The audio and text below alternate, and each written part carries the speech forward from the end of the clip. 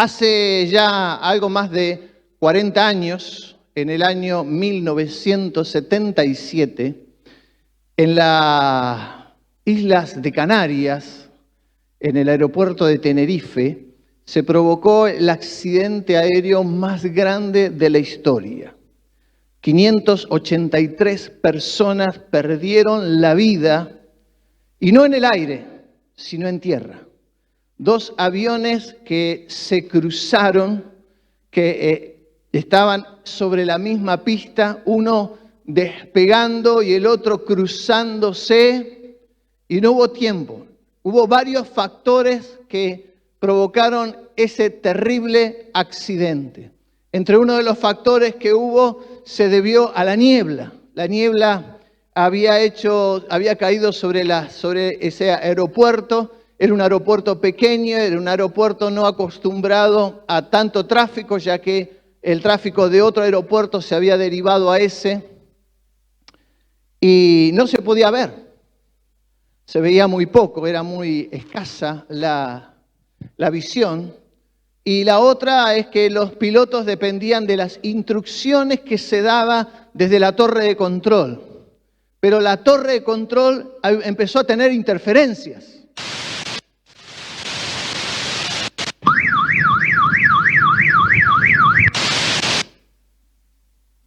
¿Qué es eso?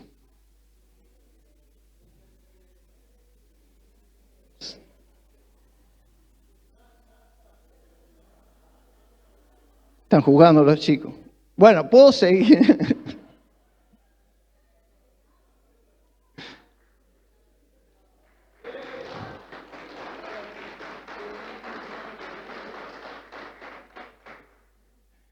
Muy bien. ¿Pueden dejar de jugar? Muy bien.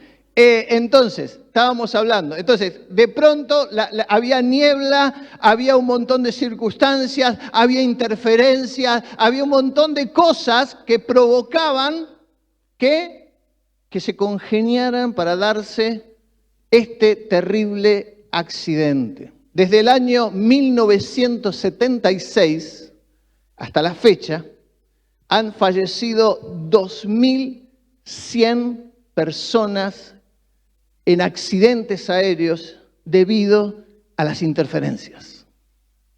A las interferencias. No es...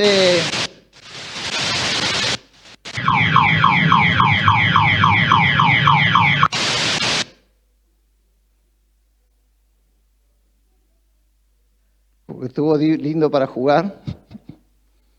Bueno. Me desconcentro. Yo tenía un mensaje serio. Tenía un mensaje importante y de pronto se ponen estos chicos, Dios santo. 2.100 personas han perdido la vida.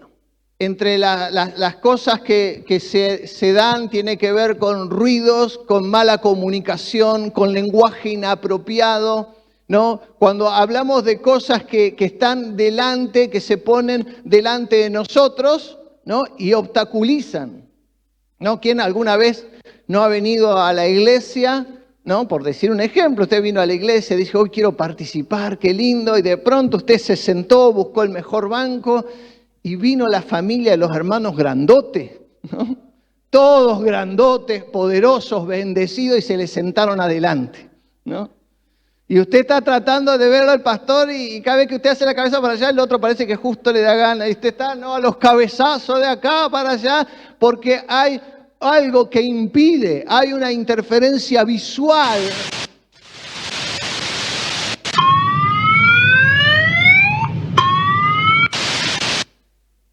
Ya, me cansaron. Ya, pueden ya está, dejar de jugar. Hermanos, por favor, rétenlo. Dígale, stop, basta. Muy bien, ya está, listo. Se finí, no más. Ya entendieron los hermanos. Ay, Señor. Uno tiene hijos y se pregunta para qué.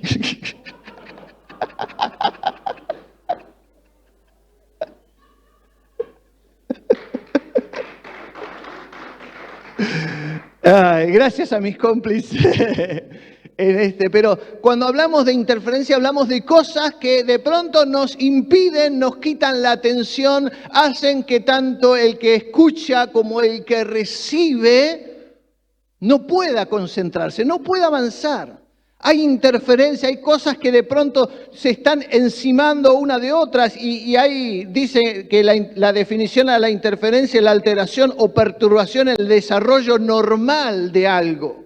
Algo que debería desarrollarse normalmente, entra algo y te desconcentra, ¿no? En la iglesia trabajamos mucho para que no haya los feedback o los acoples, ¿no? Porque uno está escuchando la prédica y de pronto empieza, ¿no? Y quitan todo eso. Uno necesita tener claridad. Y cuando algo entra en nuestra misma frecuencia y se interpone, ¿qué hace? Quita nuestra verdadera comunicación y nuestra relación. Sus celulares tienen un modo avión, ¿no? Y ese modo avión está hecho en todo el mundo para que cuando uno se suba a un avión, ¿no? No es que usted lo pone en modo avión y lo tira y el celular vuela, no vuela. El modo avión hace que cuando alguien se suba a un avión, evita que haya algún tipo de interferencia entre los pilotos y puedan provocar la muerte, inclusive su propia muerte entre los pasajeros. Ahora, hay cosas que provocan interferencia en nuestra comunión con Dios. La vida del cristiano está plagada de interferencias, cosas que de pronto usted está en una relación con Dios, está en una comunión con Dios y algo que empieza a interferir, algo que le quita la atención, como veíamos estos videos, algo que de pronto entra y usted está así orando y de pronto algo hace que su comunión se vaya. Usted está de pronto en la reunión, en el servicio y de pronto está, no sé, cantando y viene algo a la mente y se le fue y se olvidó. Está escuchando una prédica y de pronto viene algo, entra un mensaje en su celular y algo nos quita de dónde estamos. Hay muchas interferencias en la vida, pero las interferencias espirituales empiezan primeramente, y voy a mencionar algunas para entrar en lo que quiero hablar, y solo a modo de mencionarlas. La primera es el pecado. El pecado es la clara interferencia en nuestra comunión y nuestra relación con Dios. Dice Isaías 59:1, lo van a poner en pantalla. He aquí, no se ha cortado la mano de Jehová para salvar, ni se ha grabado su oído para oír, pero vuestras iniquidades han hecho división, han provocado una interferencia entre vosotros y vuestro Dios, y vuestros pecados han hecho ocultar de vosotros su rostro para oír. Debemos entender que el hombre sin Dios no tiene ningún tipo de comunicación con Dios. O sea, por más que el que vive y el que practica el pecado, dirían más específicamente el apóstol Pablo, los que practican el pecado y viven en el pecado no tienen comunión con Dios. No hay una relación con Dios. Dios no está a su oído atento para escuchar a los pecadores, porque el pecado es una gran interferencia, de tal manera que corta todo tipo de comunicación con Dios. Pero no solo los que viven y practican el pecado no tienen comunión con Dios, sino que el creyente también, que mantiene algún pecado oculto, lo dice el salmista, que mientras oculté y mientras callé mi pecado, dice, se secaron mis huesos. Hubo algo que se rompió en la vida del salmista mientras mantuvo un pecado sin confesar. Y nuestros pecados no confesados, no reconocidos, porque la confesión tiene que ver con reconocer que estoy haciendo algo mal. El creyente que de pronto, de pronto mira pornografía y no lo reconoce, de pronto tiene una situación que está interfiriendo en su comunión con Dios. Y obviamente al momento de orar hay algo que el Espíritu Santo empieza a quitarnos la paz, porque los síntomas de perder la paz en el creyente tienen que ver con pecados no confesados, con situaciones que hay que perdonar y no perdonamos. Entonces venimos de pronto a la iglesia, venimos a congregarnos y nos encontramos con ese hermano al que no hemos perdonado, o a esa hermana que no hemos perdonado, y nuestra comunicación y nuestra comunión con Dios tiene una interferencia. Si hay algo que me produce, hay algo que está mal, hay algo que no tiene una plena relación y una comunicación con Dios. Por eso la primera gran interferencia que tiene el creyente y por lo cual debe vivir y practicar la santidad, tiene que ver para que no tener interferencias en su relación y en su comunicación con Dios. Marcos 10:21 nos habla. Entonces Jesús mirándole, le amó. Estaba hablando de un joven rico y le dijo, una cosa te falta, anda, vende todo lo que tienes y dalo a los pobres y tendrás tesoro en el cielo. Y ven, sígueme tomando tu cruz. Pero él, afligido por esta palabra, se fue triste porque tenía muchas posesiones. Entonces Jesús, mirando alrededor, dijo a sus discípulos, cuán difícilmente entrarán en el reino de Dios los que tienen riquezas. Y cuando pensamos en la riqueza, dice, bueno, pastor, estamos en Paraná, Argentina. ¿Cuántos tienen riqueza acá? Para nosotros debe ser fácil entrar en el reino de los cielos, porque nadie es tan rico que el Señor le pida, dame todo lo que tengas. Algunos dicen, Señor, si me pide que dé todo lo que tengo en el bolsillo es la sube. Y tiene menos 47 pesos. Pero tenemos otras riquezas que a veces no queremos entregar al Señor. La riqueza de nuestro tiempo, la riqueza de nuestra juventud, la riqueza a veces de nuestros talentos. Hay mucha gente dentro de nuestra congregación rica en talentos. Rica, Dios le ha dado riqueza en talentos, pero que no quieren entregar al Señor. Entonces la riqueza no solo tiene que ver con el dinero y bienes materiales, sino con las cosas que no queremos entregar al Señor, los cuales Dios nos ha hecho muchas veces ricos. Dice Efesios, nos hizo sobreabundar.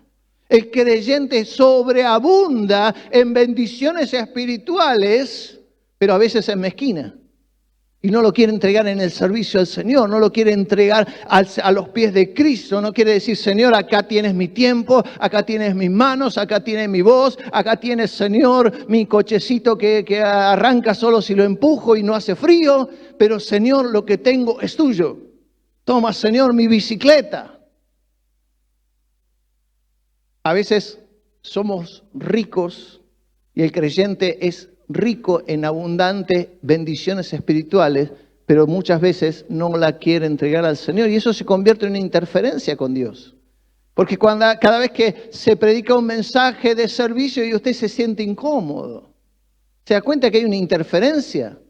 Cuando se habla de santidad, cuando se habla de santidad usted se siente incómodo, hay una interferencia. Si se hablan de dar al Señor, honrar al Señor con sus bienes y usted no ofrenda o no diezma, usted siente que hay una interferencia. Algo está cortando, algo está metiendo un ruido en su vida espiritual. Por eso dije, la vida del creyente está plagada de interferencias. Y ahí estaba la interferencia de las cosas materiales que anteponemos ante Dios. Y primera de Pedro 3:7 está hablando de las relaciones de matrimonio, de pareja. Vosotros, maridos, igualmente vivid con ellas, con sus esposas, sabiamente, dando honor a la mujer como a vaso más frágil, como a coherederas de la gracia de la vida. ¿Para qué? Para que vuestras oraciones no tengan interferencia. No tengan estorbo, no haya algo que impida en sus oraciones. Y si hay algo que dificulta y nos mete ruido en nuestra vida espiritual, son nuestras relaciones familiares. ¿Cómo nos tratamos en casa? Es a veces en casa donde no se practica el Evangelio. Porque muchas veces hay violencia verbal, violencia emocional, violencia física en muchos casos. Hay también hay indiferencia, hay rencores. ¿Saben que los que más matan, los homicidios se producen más entre familiares que entre desconocidos? Usted debería tenerle más miedo a que lo mate una persona de su propia familia a que lo mate un desconocido en la esquina. Las probabilidades se reducen, escúcheme, casi a 300-1. O sea, usted tiene 300 veces más posibilidades que lo mate un pariente su propia mujer lo envenene.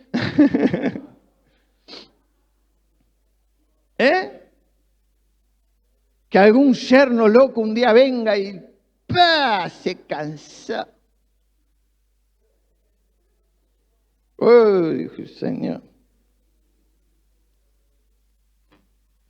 Que de morir en un homicidio casual en una calle. Porque nuestra relación familiar si no la tenemos en santidad, es un estorbo en nuestra relación con Dios. Pedro dice claramente, para que sus oraciones no tengan estorbo, no tengan interferencia, no te pongas delante del Señor. Señor Jesús, Señor, yo te pido. Y el Espíritu Santo viene y te dice, sí, pero vos maltratás a tu mujer. Pero vos ignorás a tu mujer. Y las esposas dicen también en los versículos anteriores, estén sujetas a sus maridos como a Cristo. Y inclusive toma el ejemplo de Sara, dice que llamaba a su esposo Señor, dándole el lugar y la honra que el esposo merece. Tu esposo no es esa peor es nada que encontré, ¿no? ¿No? Había una obra de teatro que se llamaba No seré feliz, pero tengo marido. ¿No? Y bueno, ¿qué dice yo? No soy feliz, pero tengo esto. Por lo menos no estoy sola. No es tu peor es nada. No era esa cosa que encontraste y que está ahí. Dice la Biblia a las mujeres que deben honrar a sus propios maridos. Y los maridos darle lugar a sus esposas como a vaso más frágil, ¿no? Como a vaso frágil. En la época del Imperio Romano, ¿no? Los vasos de metal eran para los soldados, para la tarea cotidiana, el vaso que se podía usar, tirar, meter en una alforja, en una bolsa, cargarse y llevarse a otro lado. Sin embargo, en los lugares de la gente rica del imperio, había vasos, ya habían empezado a aparecer los primeros vasos de vidrio, que eran originarios de Egipto. Entonces, esos vasos de vidrio, que eran los vasos frágiles, eran dedicados, eran especiales para determinados momentos, se guardaban para las situaciones especiales. No era la cualquier cosa. Tu esposa no es la cualquiera, no es el trapo de piso, no es la sirvienta de la casa. Tu esposa es algo digno de honrar, dice la Biblia. Como algo al que nosotros detenemos en un instante, como decir, miren qué linda que es mi esposa.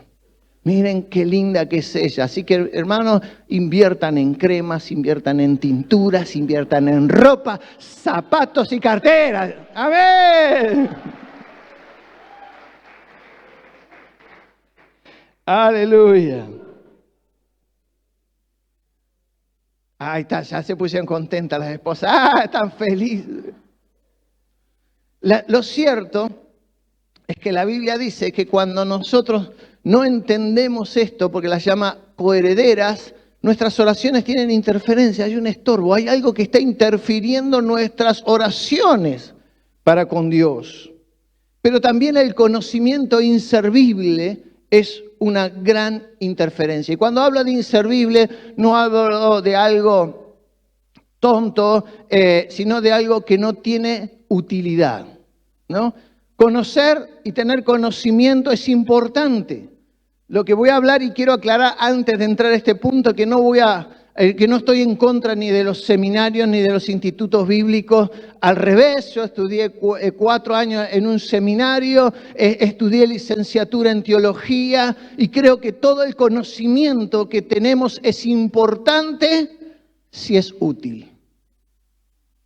¿Es importante el conocimiento? Sí, siempre y cuando este conocimiento nos sea útil para el servicio. Juan, y ahí sí le invito, abra su Biblia, Juan capítulo 3, versículo 1. Juan, el apóstol Juan y su libro, su evangelio, capítulo 3, versículo 1.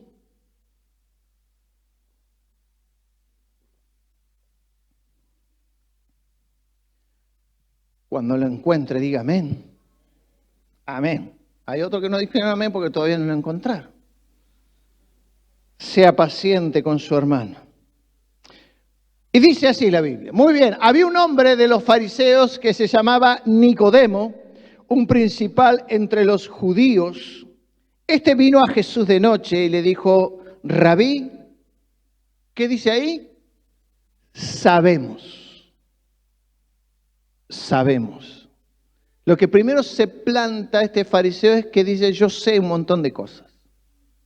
Sabemos que has venido de Dios como maestro porque nadie puede hacer estas señales como tú haces si no está Dios con él. Y respondió Jesús, le dijo, de cierto te digo que el que no naciere de nuevo no puede ver el reino de Dios. Y hasta ahí leemos ahora. No cierre su Biblia, vamos a seguir leyendo. Pero hasta ahí leemos ahora. Vino un hombre importante, dice la Biblia, que era un fariseo, una persona que estaba en el Sanedrín, era un príncipe. La palabra principal era un príncipe. No era cualquier persona, era un príncipe. Y dice que se acercó a Jesús y vino a de noche, ¿no? Y aunque nosotros podemos hacer un montón de suposiciones, porque vino, porque no quería que lo vieran, la realidad es que las grandes disertaciones entre los maestros se daban de noche. Usted no se preguntó por qué a Jesús lo arrestaron de noche y lo llevaron y lo tenían, porque los principales, después de todas sus actividades diarias, ellos tenían negocios, tenían ganado, tenían haciendas, cobraban impuestos, ¿no? Se reunían para hacer sus charlas teológicas. Por eso estaba el Sanedrín reunido de noche cuando a Jesús lo arrestaron. No era una excepción. No le parece raro a ninguno de los comentaristas bíblicos ni a los evangelistas, los que escribieron los evangelios, mencionar que fueran a estar de noche. Porque era algo habitual que los grandes maestros, ya lejos de sus actividades cotidianas, no había televisión, no había Netflix para mirar, ¿no? Tuvieran ese tiempo tranquilo de noche para tener sus grandes disertaciones teológicas. Así que vino que era un maestro, un rabí, un principal, un fariseo. Los fariseos ponían a la ley por sobre todo, inclusive hasta por sobre Dios. La ley y las tradiciones eran lo más importante en la vida. Habían dedicado su vida a estudiarla. Palabra por palabra, letra por letra, expresión por expresión. Se había desglosado, se había analizado. Ese era el trabajo que hacían los maestros. Por eso Pablo dice, yo fui instruido a los pies de Gamaliel, fariseo de fariseos. O sea, yo soy una persona docta, entendida, comprendida en la ley. No era un pinchín Pablo. Pablo era una persona que había estado en grandes discusiones teológicas, por eso tiene un nivel, usted lea al Romano nomás y le parte la cabeza, de la exposición teológica que tiene, no es casual. No es casual, ellos se jactaban de saber. Por eso lo primero que viene, este fariseo llamado Nicodemo se acerca a Jesús y le dice, sabemos, la palabra es eidos. La palabra que utiliza para sabemos es eidos. La palabra idea nuestra proviene del griego eidos, ¿no? Pero no como una idea vaga, sino como una genialidad, como algo que se tiene claramente en la mente, que se comprende claramente en nuestra mente. Es como aquel que de pronto se para y ve algo terminado. Como el inventor que ve ya su invento, aunque todavía no existe, pero lo tiene claro en su mente, ¿no? Se traduciría en nuestra jerga a tener visión entre los evangélicos, ¿no? Qué visión que tuvo este pastor para construir esto, ¿no? Porque muchas veces es lo que tiene claro en su mente. Pero viene y le dice, sabemos, tengo la certeza, la claridad mental para decirte la expresión siguiente que voy a decir. Se jactaba de tener un conocimiento importante.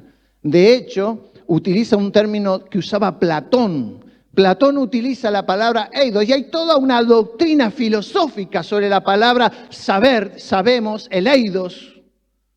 porque Platón la utilizaba, la había empezado a usar Aristóteles y después los seguidores, y lo toma Platón para decir que son cosas, las ideas, sus ideas, que expresan cosas específicas, pero que no existen. ¿Cómo es esto? Él dice, por ejemplo, un eidos es la belleza.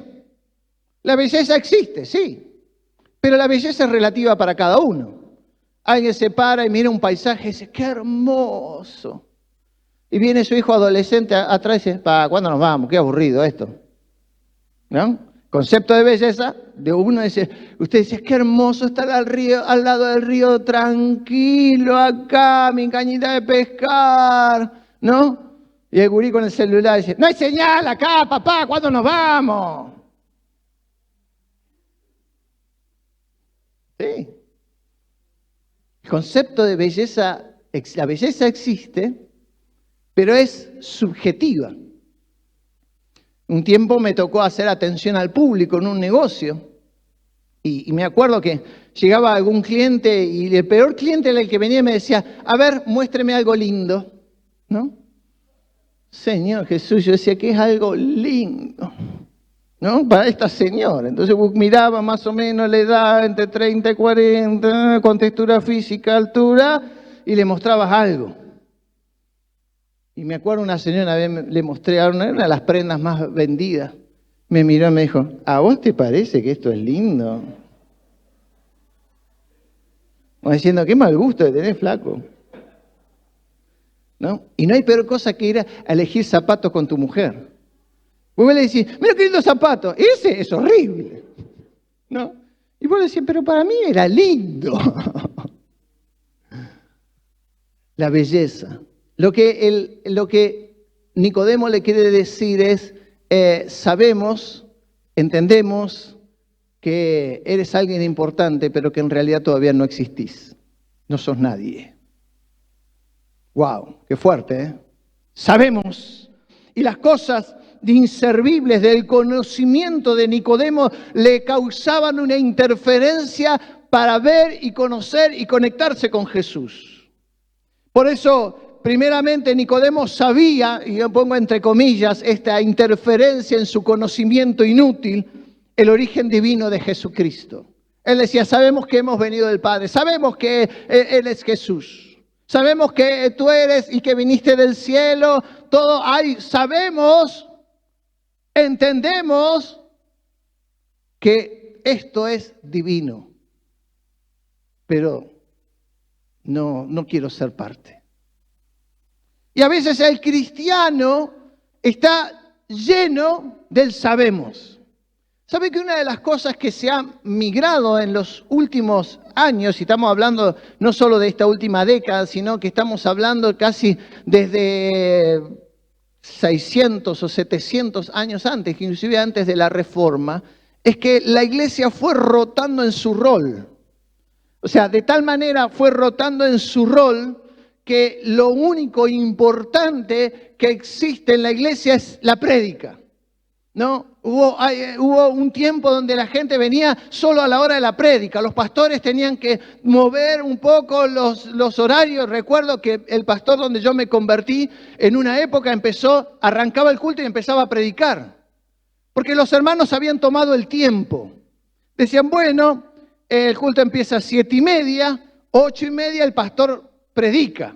Entonces venían 8:20, 8:25, ¿no? Porque venían a escuchar la prédica, porque hemos cambiado la vida espiritual por el conocer la vida espiritual. Se nos importa saber de Dios, nos importa que alguien nos diga de Dios, que nos hable de Dios, nos interesa saber, pero no vivir. Yo digo algo, a las iglesias no le hace falta más predicadores, le hace falta más práctica del evangelio. No hace falta más horas de predicación, hace más poner en práctica lo que sabemos es lo que debemos aplicar. De hecho, cuando Martín Lutero hace su reforma, y es un gran reformador no solo de la doctrina, sino de la alabanza y la adoración, aunque muchos músicos no lo saben, porque hasta la época de Martín Lutero cantaba solo el sacerdote y en latín, y la iglesia se quedaba así escuchando que a ver cuándo terminaba el cura de cantar en latín, pero en la iglesia ya no se cantaba. Ya no se iba a hacer nada a la iglesia, solo a escuchar una misa en latín. Y Martín Lutero empieza a entender que la renovación que Dios le quiere dar no es solo doctrinal, sino es de la práctica y de la vida del creyente, del cristiano, que no tiene que venir a recibir, tiene que venir a dar. Porque nosotros no solo debemos saber el Evangelio, tenemos que vivir el Evangelio. Los creyentes antiguos están repletos de miles y miles y miles de horas de predicación. Sin embargo, tropiezan con los mismos errores de hace 25, 30 y 40 años. ¿Qué está pasando? ¿Qué le está pasando al creyente de muchos años que todavía sigue tropezando con lo mismo? ¿Le falta más prédica? Le falta más saber, le falta más doctrina, le falta más institutos bíblicos. Por eso digo, no estoy en contra de lo que no practicamos. Del conocimiento inútil que se convertía en un estorbo a Nicodemo para encontrarse con Jesús. Él sabía, yo sé, vengo claramente a plantarme frente a este Jesús, porque lo tengo bien en claro, tengo una idea absoluta de quién sos. Venís del cielo. La iglesia es divina, la iglesia pertenece al reino de los cielos, pero estoy en el borde, soy fronterizo, no me quiero ni involucrar mucho, ni me quiero sentir afuera. Y Nicodemo vino con esto, sabía de lo importante que eras un maestro. Viene y le dice, sabemos que has venido como maestro. O sea, has venido a darnos más conocimiento. Has venido a darnos más doctrina. Vamos a sentarnos nosotros dos a hablar acá de teología. Vamos a sentarnos nosotros dos para que vos me digas cosas que yo todavía no sé, porque vos venís del cielo y sos un maestro genial, pero solo dame conocimiento. Y por eso hoy hay una presión sobre los predicadores de traer cosa nueva, mensaje nuevo, dígame algo nuevo. No me vuelva al ABC del Evangelio. No quiero volver a escuchar esto de la salvación, del arrepentimiento. Sin embargo, Pablo, hablando a la iglesia, le dice, vosotros ya debiendo ser adultos, de estar dispuestos a comer carne, debéis volver a los principios de la leche espiritual. ¿Por qué el apóstol Pablo sentía que había que una y otra vez que volver al principio? Porque los creyentes se llenan de conocimiento, pero de poca práctica. Si usted viene y escucha miles de horas de predicación y puede ponerse todos los videos en YouTube, y tenemos un canal de YouTube donde tiene muchísimas predicaciones, escucharlas a todas una y otra vez, pero si usted no practica el Evangelio, su vida sigue tal cual como antes de haber escuchado el mensaje. Y lamento haber perdido tiempo y haber gastado datos de su celular. Has venido como maestro. Fíjese que hay una gran diferencia de decirle has venido como Señor. El maestro es alguien a quien uno viene a escuchar y a aprender. Pero un Señor es alguien a quien uno se acerca para someterse a su autoridad, a reconocer que Él está por sobre mí y yo debo obedecerle. Por eso Jesús ataca al hueso. Va directamente a patearle los tobillos a Nicodemo y ¿qué le dice? Ahí le dice, y respondió Jesús, versículo 3, de cierto te digo que el que no naciere de nuevo no puede ver el reino de Dios. Y habla de un reino, no habla de una facultad de teología. La iglesia no es una facultad doctrinaria. Acá no nos graduamos de doctores en teología. Venimos a un reino donde hay un rey, donde hay un señor, donde hay un soberano, donde tiene que haber obediencia, sujeción y una vida conforme al reino. Por eso Jesús viene y le dice, no puedes entrar al reino. La iglesia no es una facultad, no es una universidad donde todos debemos ser grandes cráneos. La iglesia es un reino donde los que habitan este reino son nativos, son nacidos en él. Este es un reino que no acepta inmigrantes. Este no es un reino donde uno que es de otra nacionalidad viene y dice, yo quiero vivir en este reino, pero quiero traer mis costumbres y mis formas a este reino. No es como Argentina. ¿Vio? Argentina recibe a todos de todos los países pueden venir acá.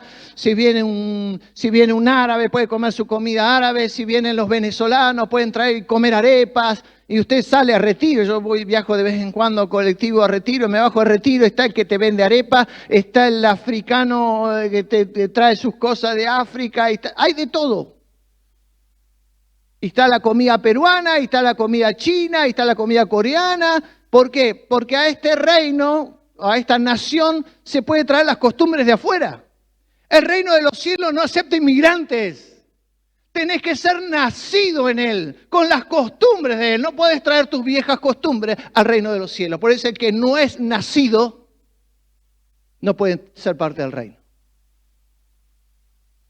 Los nacidos en la casa, los nacidos en el reino, viven con las reglas del reino. Y a veces queremos ser inmigrantes en el reino de los cielos. Queremos traer nuestros viejos hábitos, nuestras viejas costumbres, nuestras modalidades de vida, traerlas e imponerlas en el reino. Y el reino de los cielos no acepta inmigrantes. Los que viven en el reino son nacidos del Espíritu. Y me apuro por cuestiones de tiempo, ¿no? Es nacido en el Espíritu. Y Jesús le dice, y para eso tienes que nacer de agua y del Espíritu. La palabra agua, un fariseo la entendía muy bien. El agua era algo de purificación, era para lavarse, era el rito de la limpieza, estaba con el agua. Juan el Bautista había llamado a bautizarse en agua. Ellos sabían que aún los prosélitos, los que venían de afuera y querían hacerse judíos, había que bautizarlos, había que lavarlos para que pudieran salir limpios como nuevas personas al judaísmo. Ahora Jesús agarra a este fariseo y le dice, lo que has menospreciado a Juan el Bautista, a ese que vos creías que era un loco que andaba predicando en el desierto, si no pasas, si no te sometes, si no te arrepientes, si no te limpias, no puedes entrar, porque es de agua y del Espíritu. Y me quiero centrar en esto para terminar. Tendría mucho más y el mensaje sigue más. A veces nos quedamos solo con la parte de que, bueno, soy nacido del Espíritu. Y bueno, él es una vida espiritual y yo ya hago mi oración y tengo mi relación con Dios. Pero dejamos de lado la obediencia. Agua hablaba de obediencia y de someterse. Es de agua y del Espíritu. Es de obediencia, de sumisión, de aceptación y también del Espíritu. A veces nos queremos venir a la iglesia, pero no nos queremos someter a lo que la iglesia tiene. Nos parecen pesados sus preceptos, nos parecen pesadas las condiciones. Pastor, esto de venir, ¿por qué me está pidiendo? Yo vengo, hago y no me pida más de lo que hago. ¿Sabe dónde se nota más? Y se lo voy a hablar con franqueza de corazón. Cuando se hace un llamado. Los que hacemos un llamado, tenemos que instar, hermano pasa, hermano pasa, hermano pasa. ¿Qué le pasa a la obediencia al hermano que no pasa? Cuando se le dice, hermano pase, vamos a orar juntos. Hermano, siéntese más adelante y se queda empacado atrás. ¿Sabe qué me habla? Que no son nacidos de agua. Y si no naces de agua, de obediencia, de sumisión, porque imagínese un príncipe de los judíos, una persona importante, irse a bautizar a un desierto con un loco vestido con piel de cabra, gritando generación de víbora. ¡Qué humillación! ¿Se siente humillado usted, hermano, cuando le pedimos pase, que vamos a orar, pase a recibir? Le humilla, le ofende. Es una interferencia la desobediencia en nuestra relación con Dios. Es una gran interferencia. Porque ¿qué? ¿Nos creemos que podemos más que los otros? Que el único que tiene que pasar adelante es el pobre hermanito necesitado, pero yo soy un superdotado espiritual.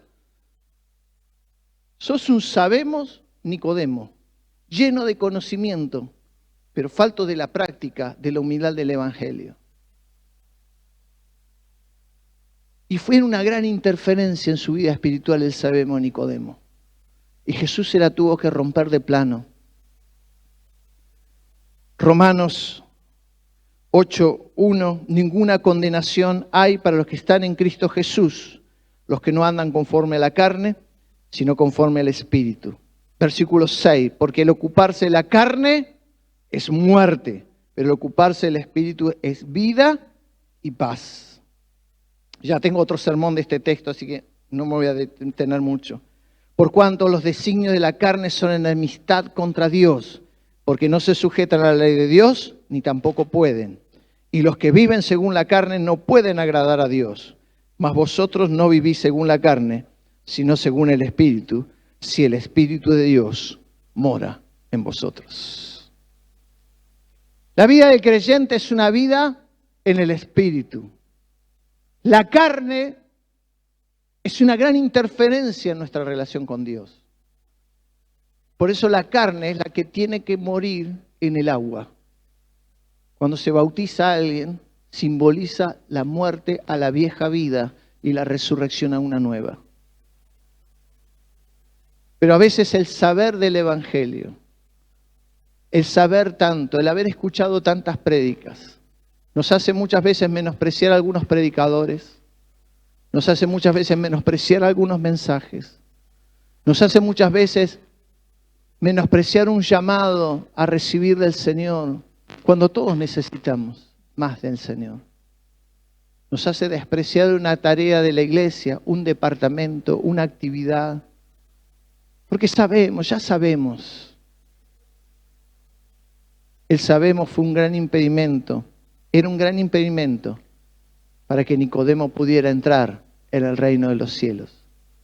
Lo siento, Nicodemo, le dijo, aunque sepas, le dijo Jesús, si no naces de agua y del Espíritu, el reino de los cielos no acepta inmigrantes, no acepta gente sabia, acepta gente humilde que entiende la simpleza del mensaje de Jesucristo y actúa en obediencia a ella. Amén.